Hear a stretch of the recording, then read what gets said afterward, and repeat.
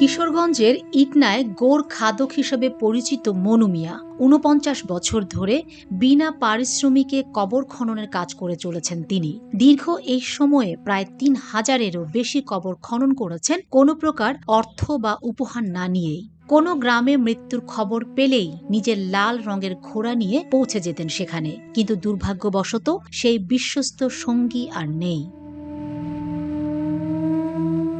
মনু মিয়া বর্তমানে ঢাকার একটি হাসপাতালে চিকিৎসাধীন অবস্থায় আছেন, আর তার অনুপস্থিতিতে দুষ্কৃতকারীরা ধারালো অস্ত্র দিয়ে কেটে তার প্রিয় ঘোড়াটিকে হত্যা করেছে। সেই ঘটনা সামাজিক যোগাযোগ মাধ্যমে প্রকাশ হলে অসংখ্য মানুষের হৃদয়ে দাগ কেটেছে।